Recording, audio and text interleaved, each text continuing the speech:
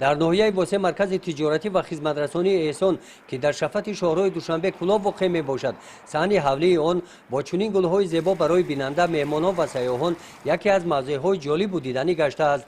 بنیادگذار گلگشت رهبر این مرکز خسروجان خالق بوده تخم گل را از شهر بخارا آورده است. گلها را با خود پیوند کرده پرورش نموده است. خسروجان با مسئولیت بلندی درک وطنداری میگوید که در دایره کارهای سازندگی و آبادکاری برای سازوار پیشواز گرفتن جشن 30 سالگی استقلالیت دولتی جمهوری تاجیکستان با این جشن بزرگ تحفه برای مادرش این کار نیک را انجام داده است. یاد دارم از آوان خوردی، از آوان کودکی که مادر ما رو در آغوش همین گلها با وی رسان تربیت کرد. از همین لحاظ آرزو کردم که آرزوی مادرم عملی کنم و همین حدودی مهمانخانه و کارخانه ماند همه را گلزار کردیم. چیکاری که میبینیم کارخانه ما در کنار شاهراه جایگیر است.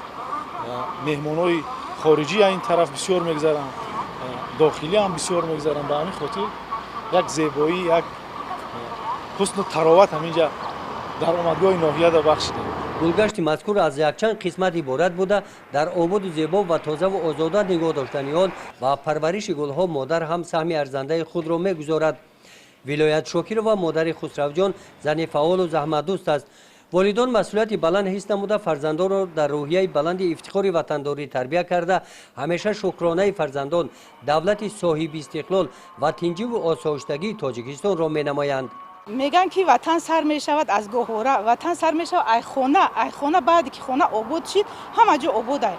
وطن آباد است. وطن یک گوشه وطن حساب میشود که همیشه در یک هوای صاف بغباری از شهادت میده که هوای صاف همیشه بغبار است، همیشه صلح که این گلها دمو اینقدر خوشبختی زندگی میکنه با مهر و محبت زندگی. این رمز محبت است، رمز عشق، رمز آبادی است، رمز وحدت است، رمز همه خوشبختی های عالم است که این برای ما پرزیدنت محترم ما مثال برای ما تحفه کردن. ما حضور بود از اون کس می نداریم.